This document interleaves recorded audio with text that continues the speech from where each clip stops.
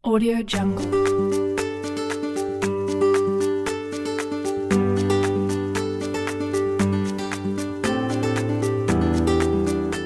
Bismillahirrahmanirrahim. Assalamualaikum warahmatullahi wabarakatuh.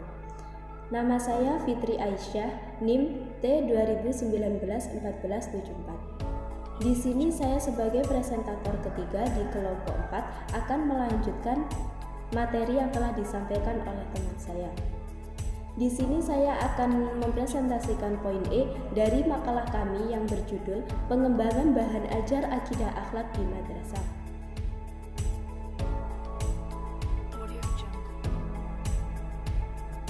Poin E, langkah-langkah pengembangan bahan ajar. Langkah-langkah pengembangan bahan ajar akidah akhlak di madrasah ada dua, yaitu 1. Analisa kebutuhan bahan, dan yang kedua penyusunan peta bahan ajar.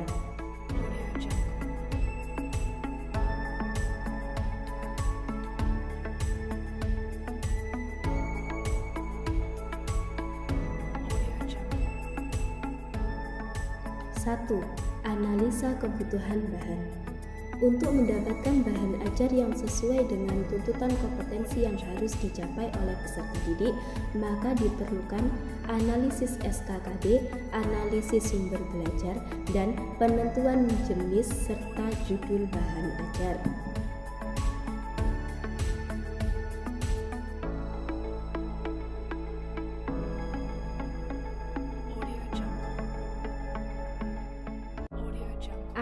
Analisis SKKD.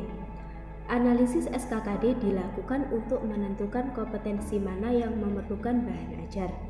Dari analisis, pendidik akan mengetahui berapa banyak bahan ajar dan jenis bahan ajar yang akan disiapkan dan dibutuhkan dalam proses pembelajaran. Dalam penyusunan bahan ajar, yang perlu diperhatikan adalah judul atau materi yang disajikan harus berintikan KD atau materi pokok yang harus dicapai oleh peserta didik. Kebutuhan belajar akan dapat dilihat dari analisis SKKD, dan jenis bahan ajar dapat diturunkan dari pengalaman belajar. Semakin jelas pengalaman belajar diuraikan, maka akan diketahui kelebihan dan kekurangan dari bahan ajar yang telah disajikan.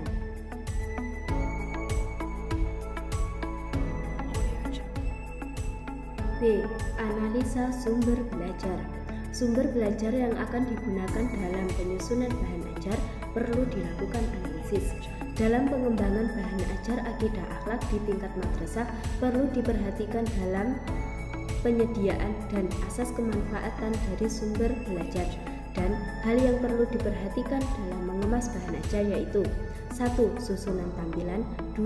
Bahasa yang mudah, 3. Menguji pemahaman, 4. Stimulan, dan 5. Materi instruksional.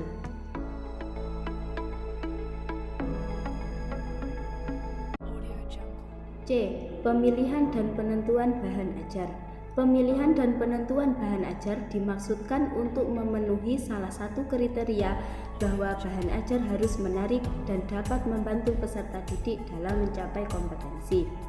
Jenis dan bentuk bahan ajar harus ditetapkan atas dasar analisis kurikulum dan analisis bahan ajar sebelumnya.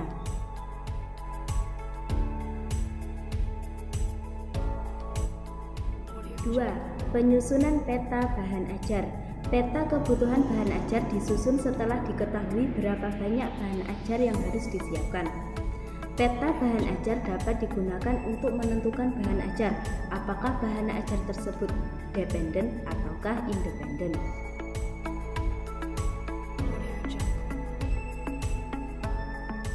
A. Bahan ajar dependen. Bahan ajar dependen adalah bahan ajar yang ada kaitannya dengan bahan ajar yang satu dengan yang lainnya. B. Bahan ajar independen. Bahan ajar independen adalah bahan ajar yang berdiri sendiri atau dalam penyusunannya tidak memperhatikan bahan ajar yang lain. Mungkin itu saja pemaparan materi dari saya. Kurang lebihnya mohon maaf. Wassalamualaikum warahmatullahi wabarakatuh.